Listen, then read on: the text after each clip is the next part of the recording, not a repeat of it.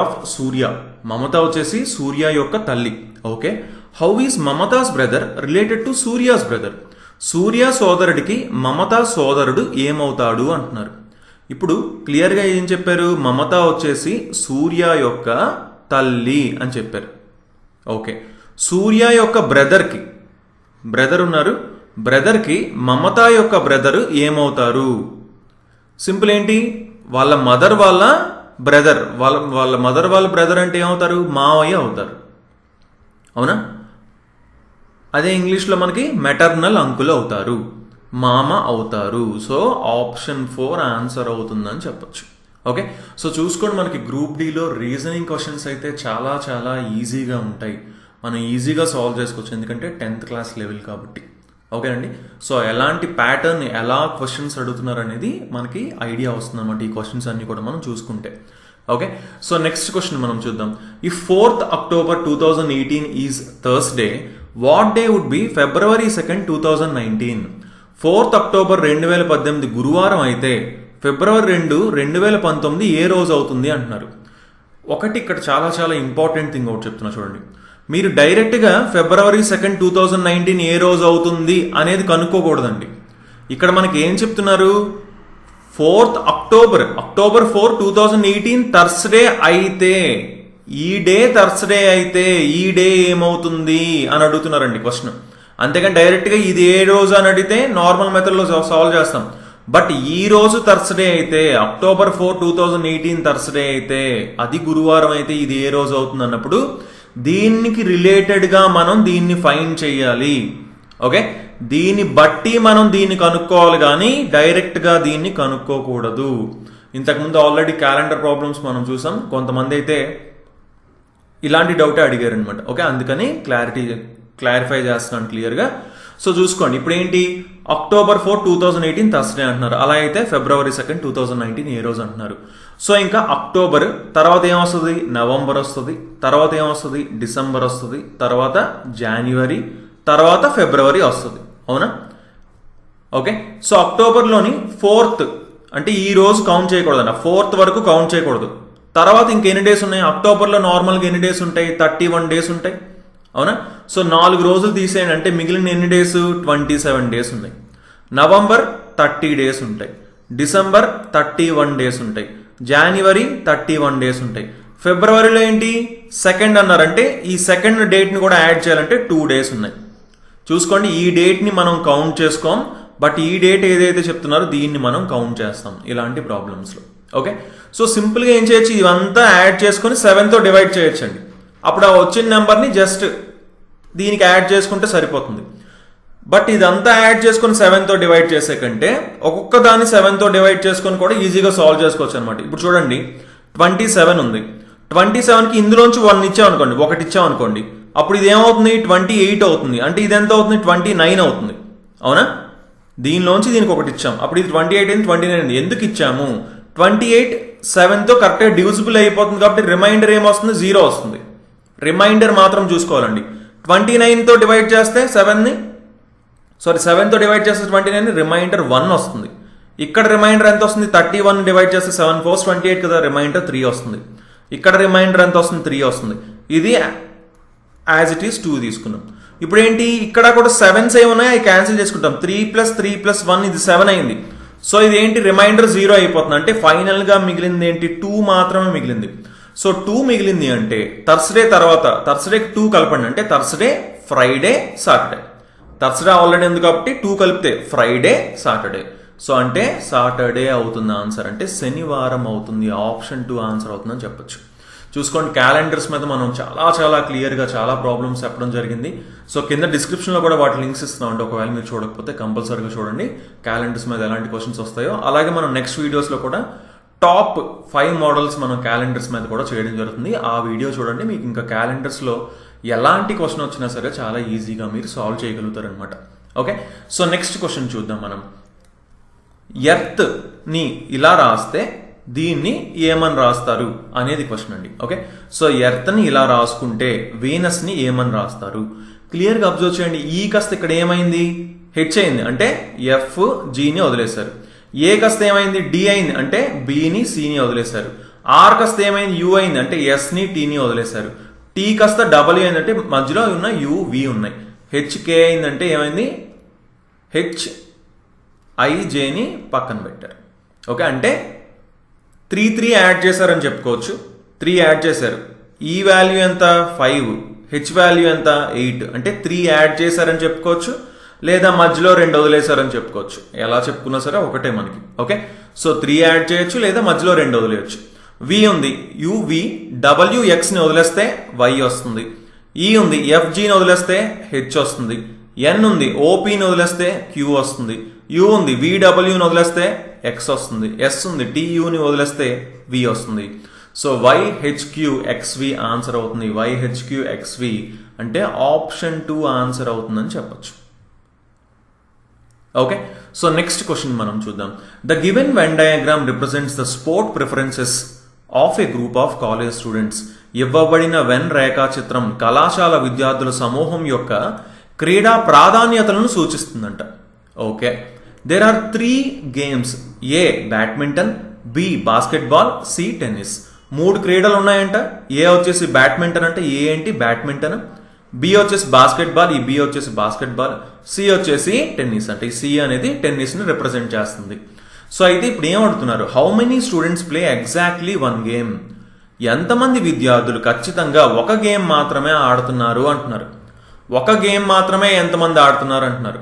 For example first మనం ఏ అంటే badminton తీసుకున్నాం అనుకోండి. ఇది ఒక్కటే ఎంతమంది ఆడుతున్నారు క్లియర్గా చూసుకోండి. ఇది ఒక్కటే అంటే ఇది సర్కిల్ కదా, ఇది బ్యాడ్మింటన్ సర్కిల్. ఇందులో ఒకటి ఈ సర్కిల్లో మాత్రమే ఏ నెంబర్ మనకు కనిపిస్తుంది, వాళ్ళు బ్యాడ్మింటన్ మాత్రమే ఆడుతున్నట్టు ఏ నెంబర్ కనిపిస్తుంది 13 కదా. ఎందుకంటే ఈ 12 చూసుకోండి ఈ సర్కిల్లో కూడా ఉంది, ఈ సర్కిల్లో కూడా ఉంది. 5 తీసుకోండి 3 సర్కిల్స్లో ఉంది. 10 తీసుకోండి ఈ 2 సర్కిల్స్లో ఉంది. కానీ ఓన్లీ ఇందులో ఈ సర్కిల్లోనే ఉంటే అప్పుడు ఏం చెప్పొచ్చు, ఓన్లీ బ్యాడ్మింటన్ ఆడుతున్నారని చెప్పొచ్చు. అంటే 13 మెంబర్స్ ఓన్లీ బ్యాడ్మింటన్ ఆడుతున్నారు. ఈ 12 మెంబర్స్ ఓన్లీ బాస్కెట్బాల్ ఆడుతున్నారు. ఈ 10 మెంబర్స్ ఓన్లీ టెన్నిస్ ఆడుతున్నారు. సో ఎంతమంది ఉన్నారు ఓన్లీ ఒక గేమ్ ఆడేవాళ్ళు అంటే 13 + 12 + 10. సో మొత్తం ఎంత అయింది 35 అయింది. అంటే ఆప్షన్ 4 ఆన్సర్ అవుతుందని చెప్పొచ్చు అనమాట. రైట్. సో నెక్స్ట్ క్వశ్చన్ మనం చూద్దాం. Statements and conclusions. సింపుల్ గా వెన్ డయాగ్రామ్ వేసుకొని ఈజీగా సాల్వ్ చేయొచ్చు. ఏమంటున్నాడు, ఆల్ కవర్స్ ఆర్ ప్లాస్టిక్ అంటున్నారు. అన్ని కవర్లు ప్లాస్టిక్ అంటున్నారు. కవర్లని సితో రిప్రజెంట్ చేసాం అనుకోండి. అన్ని కవర్లు ప్లాస్టిక్ అంటే ప్లాస్టిక్ లోపల అన్ని కవర్లు ఉన్నాయి. Okay, all plastic are toxic. అన్ని ప్లాస్టిక్ విషపూరితమైనవి అంటున్నారు. సో అన్ని ప్లాస్టిక్లు ఎక్కడ ఉండాలి, టాక్సిక్ లోపల ఉండాలి. అంటే విషపూరితం టీ తీసుకుంటున్నానండి, టాక్సిక్ ని టీ తీసుకున్నాను. ఓకే, ఇది వాళ్ళు ఇచ్చిన వెన్ డయాగ్రామ్. ఓకే, సో ఇచ్చిన ఆ 2 స్టేట్మెంట్స్ కి మనం వేసుకున్న వెన్ డయాగ్రామ్ ఇది. ఇప్పుడు ఏం చెప్తున్నారు, కన్క్లూజన్స్ ఏం చెప్తున్నారో ఒకసారి క్లియర్ చూద్దాం.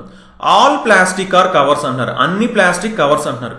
చూడండి, అన్ని ప్లాస్టిక్ కవర్స్ అవుతున్నాయా, అన్ని కవర్స్ అయితే ప్లాస్టిక్ అవుతున్నాయి. ఓకే, కానీ అన్ని ప్లాస్టిక్ కవర్స్ అవుతున్నాయా, అవ్వచ్చు అవ్వకపోవచ్చు. కంపల్సరీ అవుతున్నాయని అయితే మనం చెప్పలేము. సో అవుతున్నాయని అయితే ఖచ్చితంగా అవుతున్నాయని అయితే చెప్పలేము మనం. అన్ని విషపూరితమైనవి కవర్లు అంటున్నారు. ఆల్ టాక్సిక్ ఆర్ కవర్స్ అంటున్నారు. అన్ని టాక్సిక్ కవర్స్ అంటున్నారు. అన్ని కవర్లు టాక్సిక్ అని అర్థమవుతుంది, ఎందుకంటే టాక్సిక్ లోపల అన్ని కవర్లు ఉన్నాయి కాబట్టి. కానీ అన్ని టాక్సిక్ కవర్లు అవుతాయా, అవ్వవు. అవునా, అవుతున్నాయని ఎగ్జాక్ట్గా అయితే మనం చెప్పలేము. అవ్వచ్చు అవ్వకపోవచ్చు. All toxics being covers is a possibility అన్నారు అనుకోండి. అంటే అన్ని విషపూరితమైనవి కవర్లు అవ్వచ్చు అని అన్నారు అనుకోండి. ఆలే అవ్వచ్చు అంటే అప్పుడు దాన్ని మనం తీసుకుంటాం. బట్ ఇక్కడ డైరెక్ట్గా ఇచ్చేసారు అవుతున్నాయి అని. అవుతున్నాయి అని అయితే కరెక్ట్గా మనం చెప్పలేము. అవ్వచ్చు అవ్వకపోవచ్చు. ఓకే, సో ఈ తీర్మానం అవ్వట్లేదు, ఈ తీర్మానం అవ్వట్లేదు, అంటే 2 అవ్వట్లేదు. సో నో కన్క్లూజన్ ఫాలో అంటే ఆప్షన్ 1 ఆన్సర్ అవుతుంది. 1 కూడా ఫాలో అవ్వట్లేదు అని చెప్పచ్చు. Right. So next 6th question మనం చూద్దాం. Which of the following correctly represents the relationship between table, cloth, wood. Table, వస్త్రం, చెక్క, ఈ మూడిటికి ఉన్న రిలేషన్ ఏంటి అంటున్నారు.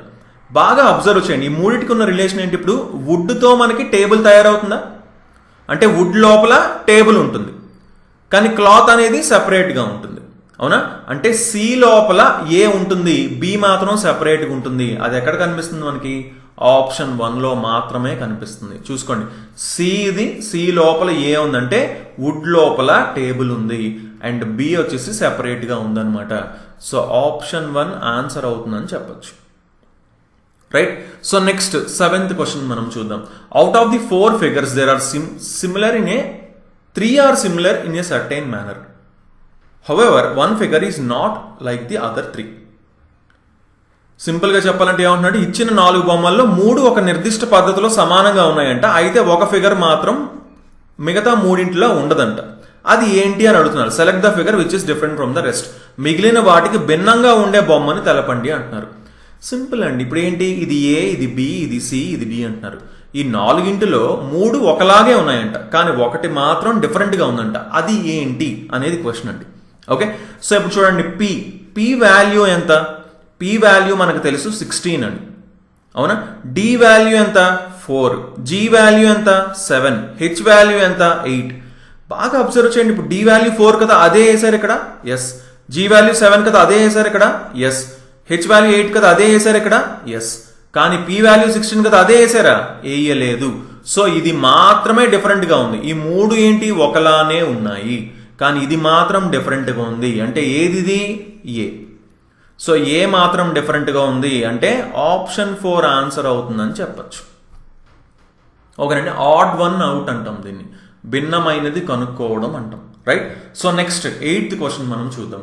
ఇన్ ఏ సర్టైన్ లాంగ్వేజ్, ఒక నిర్దిష్ట భాషలో దీని కోడ్ వచ్చేసి ఇదైతే, అలాగే దీని కోడ్ వచ్చేసి ఇదైతే, అలాగే దీని కోడ్ వచ్చేసి ఇదైతే, అప్పుడు దీని కోడ్ ఏంటి అని అడుగుతున్నారండి. ఓకే, దీని కోడ్ ఏంటి అని అడుగుతున్నారు. బాగా అబ్జర్వ్ చేయండి. సిహెచ్ఏ ఎక్కడ ఉంది? ఇక్కడ మనకి కనిపిస్తుంది. ఇంకా ఎక్కడ కనిపిస్తుంది? ఇక్కడ మనకు కనిపిస్తుంది. అంటే ఈ రెండిట్లోని కామన్ గా ఉన్నది ఏంటో చూడాలి మనం. ఈ రెండిట్లోని కామన్ గా ఉన్నది ఏంటి? క్లియర్ చూడండి. పిఐయు మాత్రమే కామన్ గా ఉంది, ఇంకేమైనా కామన్ గా ఉన్నాయా? ఇంకేమీ లేవు. అంటే ఏమవుతుంది, దీని కోడ్ ఏమవుతుంది? పిఐయు అవుతుంది. దీని కోడ్ పిఐయు అవుతుంది. సో పిఐయు లేనిది ఎలిమినేట్ చేసేయచ్చు డైరెక్ట్ గా మనం. ఇది ఎలిమినేట్ చేస్తాం. అంటే ఆప్షన్ 2 కానీ 3 కానీ ఆన్సర్ అవుతుందని అర్థమైంది. ఓకే, నెక్స్ట్ చూద్దాం. హవా హెచ్ఏవిఏ కోడ్ ఏంటి అంటున్నారు. హెచ్ఏవిఏ ఎక్కడెక్కడ ఉంది? ఇక్కడ ఉంది, అండ్ ఇక్కడ కూడా ఉంది.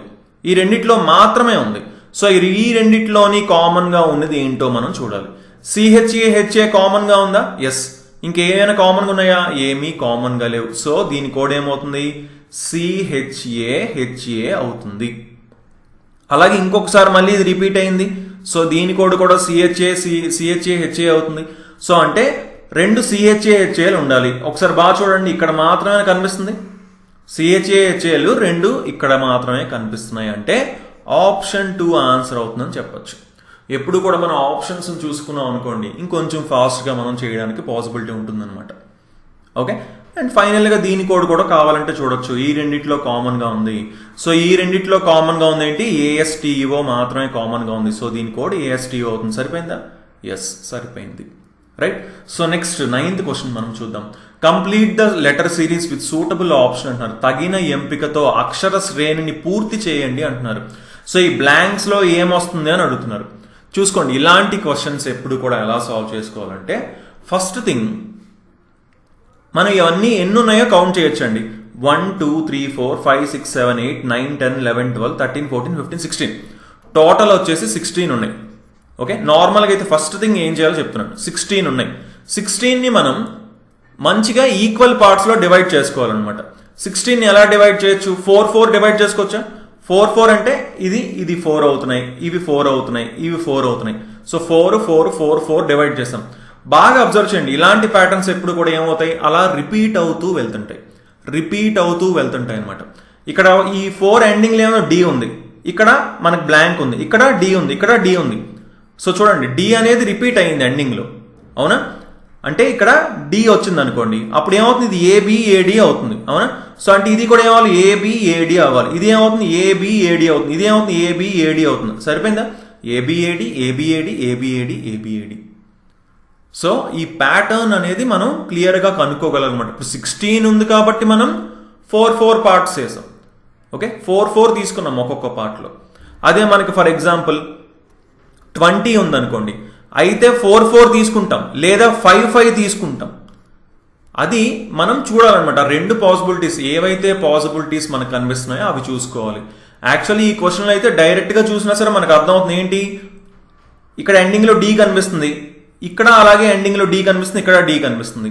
సో ఇక్కడ ఏబిఏడి అవుతుంది అని క్లియర్గా మనకు కనిపిస్తుంది. మీరు ప్రాక్టీస్ చేసి ఉంటే మాత్రం వెంటనే ఈజీగా సాల్వ్ చేయగలుగుతారు. బట్ నార్మల్ మెథడ్ కూడా మనం ఎక్స్ప్లెయిన్ చేసాం. ఓకే, సో ఇప్పుడు ఆన్సర్ ఏమవుతుంది, బిడిఏఏ. బిడిఏఏ అంటే ఆప్షన్ 3 ఆన్సర్ అవుతుందని చెప్పొచ్చు. Okay, so next 10th question మనం చూద్దాం. పెట్స్ యొక్క కోడ్ 60 అయితే బిగ్ యొక్క కోడ్ ఏంటి అంటున్నారు. ఎప్పుడు కూడా ఫస్ట్ ఏం చేయాలి, ఈ ఆల్ఫాబెట్స్కి వాల్యూస్ మనం తీసుకోవాలి. పి ఎంత 16, ఈ ఎంత 5, టీ ఎంత 20, ఎస్ ఎంత 19.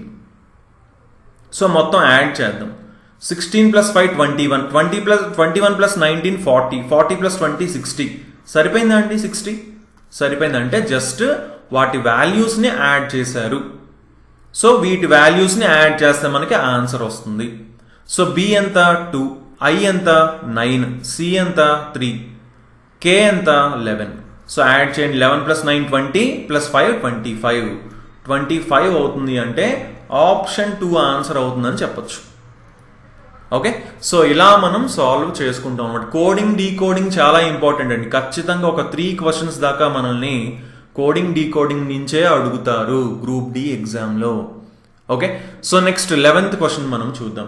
చూస్ the correct picture from the below options which comes next in the sequence of the above 5 pictures. పై 5 చిత్రాల క్రమంలో తదుపరి వచ్చే చిత్రాన్ని క్రింద ఎంపికల నుండి ఎంచుకోండి అంటున్నారు. నెక్స్ట్ బాక్స్లో ఏమొస్తుంది అనేది క్వశ్చన్ అండి.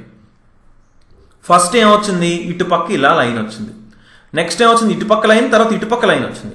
తర్వాత ఏమొచ్చింది, ఇటుపక్క లైన్ ఉంది, తర్వాత స్టార్ వచ్చింది. తర్వాత ఏమైంది, మళ్ళీ ఇటుపక్క లైన్ స్టార్, మళ్ళీ ఇటుపక్క లైన్ వచ్చింది. తర్వాత ఏమైంది, ఇప్పుడు ఇటుపక్క లైన్ 2 స్టార్లు వచ్చాయి. ఫైనల్గా ఏమవుతుందండి, ఇటుపక్క లైన్ వచ్చి 2 స్టార్లు వచ్చి ఫైనల్గా ఇటుపక్క లైన్ వస్తుంది. అంతేనా? అదే కదా ప్యాటర్న్ మనకు కనిపిస్తుంది. అవునా? సో క్లియర్గా మనకు ఆన్సర్ ఏమవుతుంది, ఆప్షన్ ఏ ఆన్సర్ అవుతుందని చెప్పచ్చు. అంటే 2 ఆన్సర్ అవుతుందని చెప్పచ్చు. ఇక్కడ ఉన్న దాంట్లో ఏ అవుతుందంటే ఏ ఎక్కడ ఉంది, ఇక్కడ ఆప్షన్ 2లో ఉంది. సో ఆప్షన్ 2 ఆన్సర్ అవుతుందని చెప్పచ్చు అనమాట. Right, so next 12th question మనం చూద్దాం.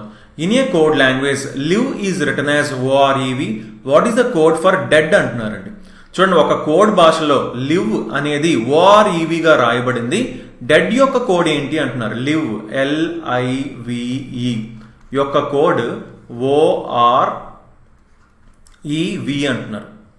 బాగా అబ్జర్వ్ చేయండి. బాగా అబ్జర్వ్ చేస్తే అర్థం ఏంటి, ఫస్ట్ ఎల్ కోడ్ ఓ అవుతుంది, ఐ కోడ్ ఆర్ అవుతుంది, వి కోడ్ ఈ అవుతుంది, ఈ కోడ్ వి అవుతుంది. అంటే ఏమవుతుంది, ఇక్కడ ఆల్ఫాబెట్ పెయిర్స్ ని తీసుకున్నారు. ఆల్ఫాబెట్ పెయిర్స్ ని తీసుకున్నారు. ఆల్ఫాబెట్ పెయిర్స్ అంటే ఏంటి, ఏకి పేరేంటి జెడ్, ఏ వాల్యూ ఎంత 1, జెడ్ వాల్యూ ఎంత 26. ఈ రెండింటిని కలిపితే ఎంత వస్తుంది 27. ఎప్పుడు కూడా ఆల్ఫాబెట్ పెయిర్స్ ని రెండింటిని కలిపితే 27 వస్తుంది.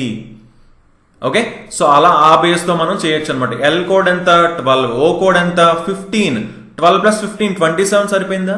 ఎస్.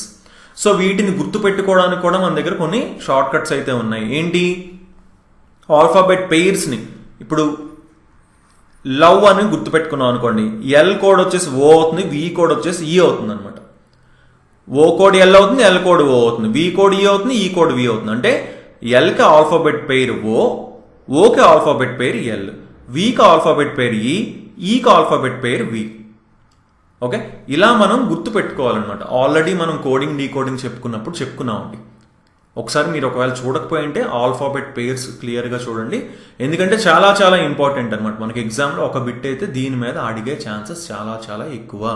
ఓకే, ఐఆర్ అంటే ఇన్ఫ్రారెడ్ కింద మనం గుర్తుపెట్టుకుంటాం. ఐఆర్ ఓకే, ఎలా గుర్తుపెట్టుకోవాలో నేను ఆల్రెడీ చాలా వీడియోస్లో కోడింగ్ డీకోడింగ్లో మనం ఇప్పుడు దాకా చూడడం జరిగిందండి.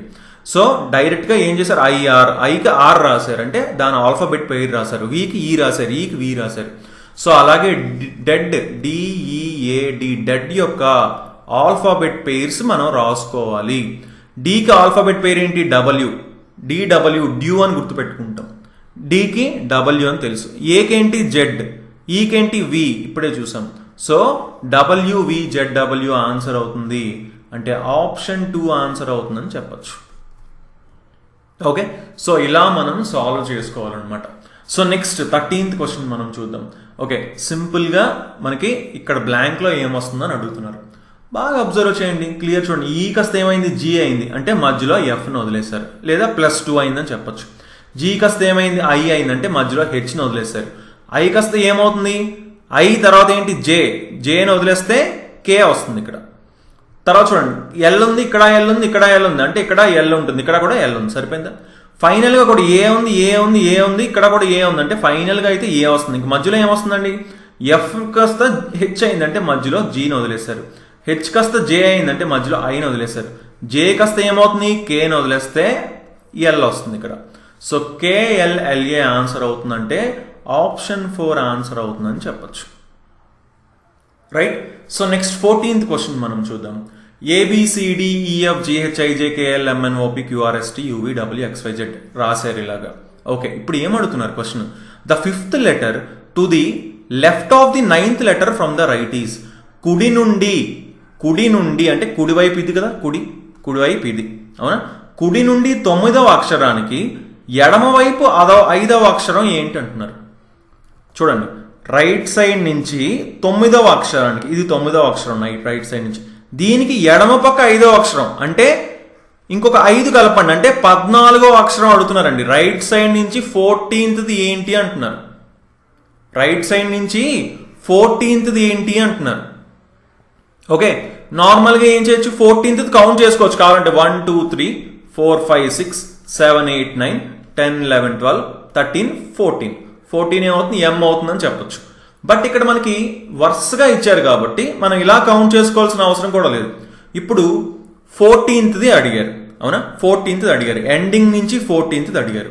మొత్తం ఆల్ఫాబెట్స్ ఎన్ని ఉంటాయి మనకు తెలుసు, 26 ఉంటాయని అవునా, 26 ఉంటాయని మనకు తెలుసు.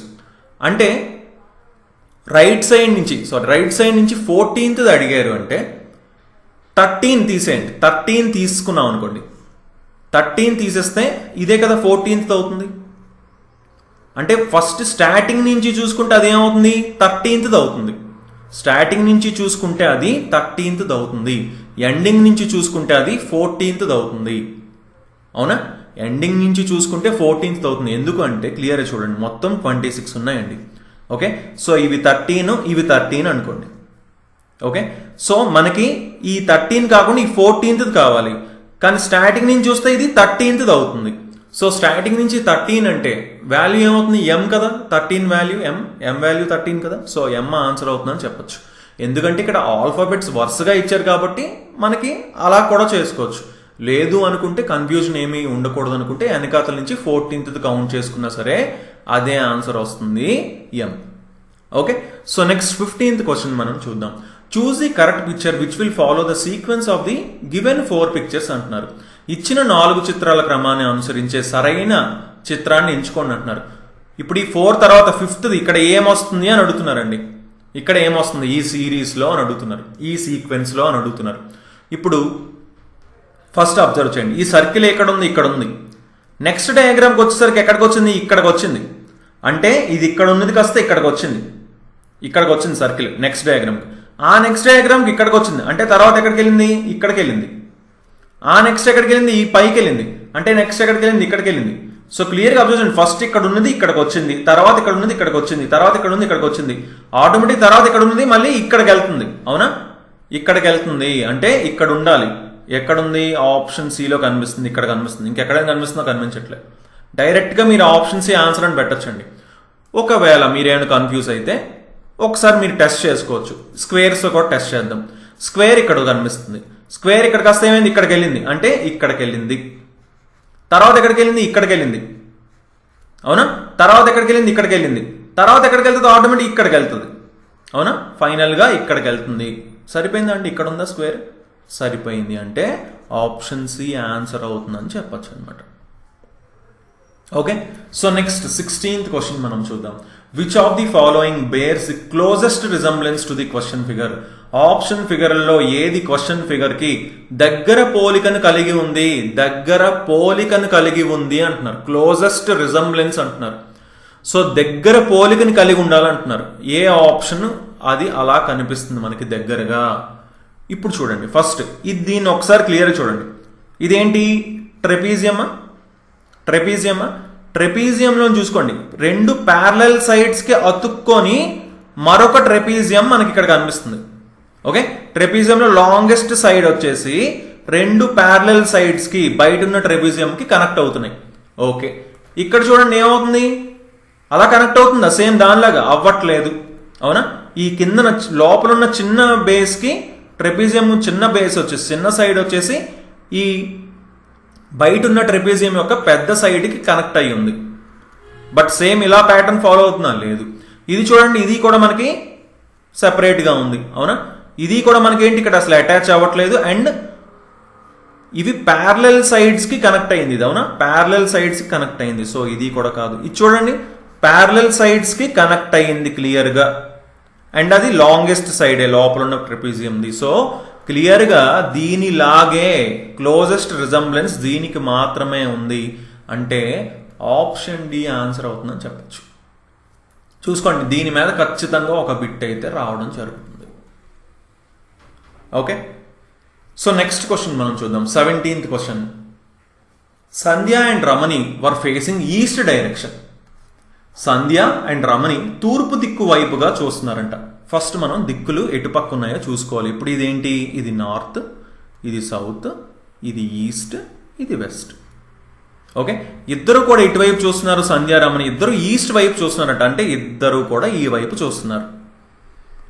సంధ్య కూడా ఇటుపక్కే చూస్తున్నారు, రమణి కూడా ఇటుపక్కే చూస్తున్నారు. ఓకే, కానీ ఇప్పుడు ఏం చెప్పారు? Sandhya turns 45 degrees anti clock wise and then 135 degrees clock wise direction.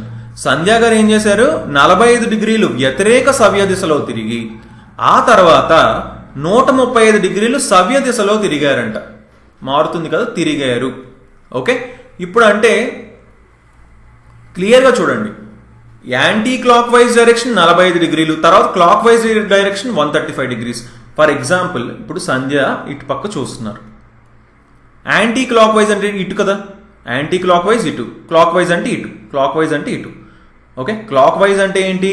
Clock ఇటు పక్క తిరుగుతుందో అది క్లాక్ వైజ్. సో ఇటు పక్క తిరుగుతుంది. యాంటీ క్లాక్ వైజ్ అంటే దానికి ఆపోజిట్.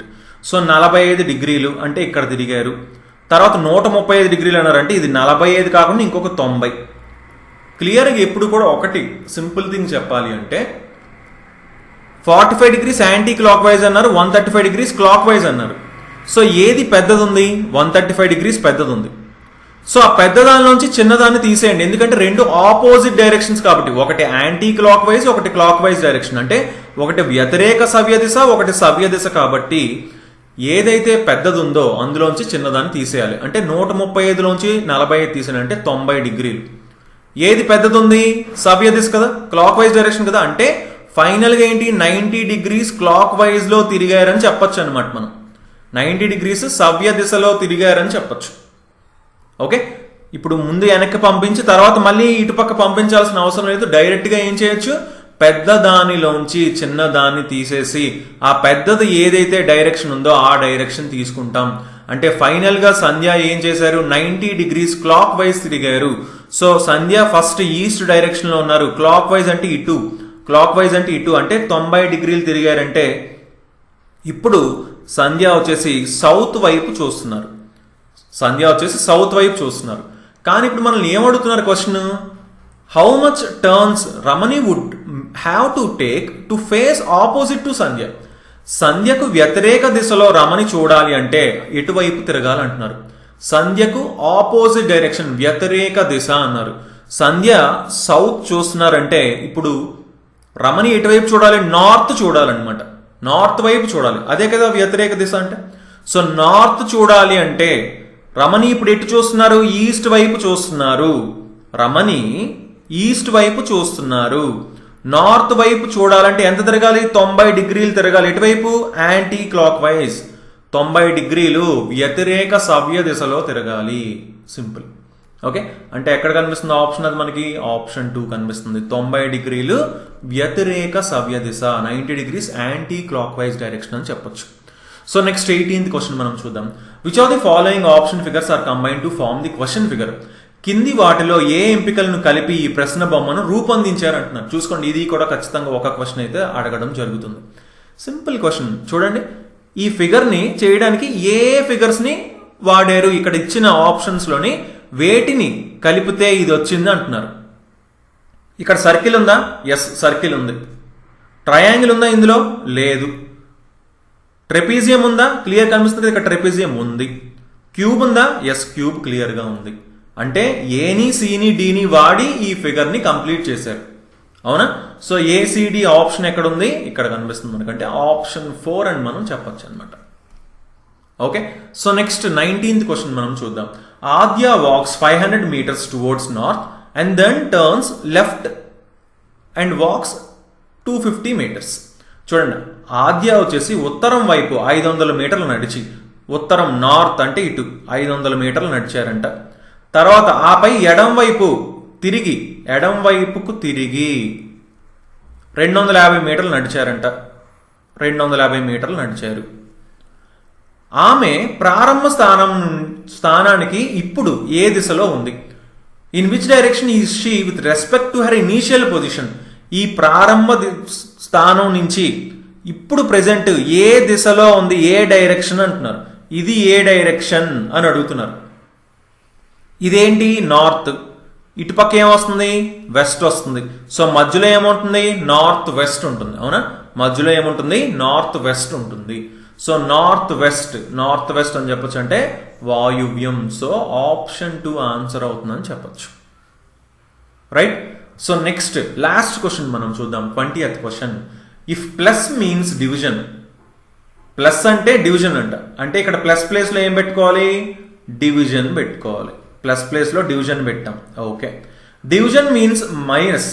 డివిజన్ అంటే మైనస్ అంట. డివిజన్ ప్లేస్ లో ఏం పెట్టుకోవాలి? మైనస్ పెట్టుకోవాలి. మైనస్ మీన్స్ మల్టిప్లికేషన్ అంట. మైనస్ అంటే మల్టిప్లికేషన్ అంట. మైనస్ ప్లేస్ లో ఏం పెట్టుకోవాలి? మల్టిప్లికేషన్ పెట్టుకోవాలి. మల్టిప్లికేషన్ మీన్స్ ప్లస్ అంట. మల్టిప్లికేషన్ అంటే ప్లస్ అంట. సో ఇక్కడ ప్లస్ పెట్టుకోవాలి. సో అలా అయితే దీని వాల్యూ ఎంత అంటున్నారు. దీని వాల్యూ ఎంత? Simple question. ఫస్ట్ ఏం చేస్తాం? ఇప్పుడు కూడా డివిజన్ ని సాల్వ్ చేస్తాం. 80 / 20 ఎంత? 4. తర్వాత ఏం చేస్తాం? మల్టిప్లికేషన్ చేస్తాం. 5 × 12 ఎంత? 60. సో ఇక్కడ ఏమో మైనస్ ఉంది. సో -60 ప్లస్ 92 ఉంది. ప్లస్ 92. 92లోంచి 60 తీయండి, 32. 32కి 4 కలపండి, 36. లేదా చూసుకోండి, ఈ రెండు ప్లస్ కదా. So 94 plus 92 plus 4 96. 96లోంచి 60 తీస్తే 36. సో ఏమవుతుంది? ఆప్షన్ 2 ఆన్సర్ అవుతుందని చెప్పొచ్చు. రైట్. సో ఇలా మనం ఇది కూడా ఖచ్చితంగా ఒక క్వశ్చన్ అయితే కంపల్సరీగా అడగడం జరుగుతుందండి ఇది. Okay, so okay guys, thanks for watching. మనం ఈ వీడియోలో అయితే ఒక 20 క్వశ్చన్స్ మనం చూడడం జరిగింది. సో నెక్స్ట్ వీడియోలో మరొక 20 క్వశ్చన్స్ చూద్దాం. ఇలా టోటల్గా మనం 500 క్వశ్చన్స్ మనకి గ్రూప్ డీలో అడిగిన ప్రీవియస్ పేపర్స్ రీజనింగ్ బిట్స్ని కవర్ చేయడం జరుగుతుంది అనమాట. సో మీకు ఇంకెలాంటి డౌట్ ఉన్నా సరే తప్పకుండా కింద కామెంట్ చేయండి. అలాగే అరిథమెటిక్ మ్యాథ్స్ వీడియోస్ చేసాం, అలాగే మనకి జనరల్ స్టడీస్ బిట్స్ చేసాం. సో ఇండియన్ జాగ్రఫీ బిట్స్ కూడా ఈ మధ్య స్టార్ట్ చేసాం. సో ఇవన్నీ కూడా తప్పకుండా మిస్ అవ్వకుండా ఉండాలంటే మా ఛానల్కి సబ్స్క్రైబ్ చేసుకొని పక్కనున్న బెల్ ఐకాన్ తప్పకుండా క్లిక్ చేయండి. So thanks for watching and have a nice day. Bye.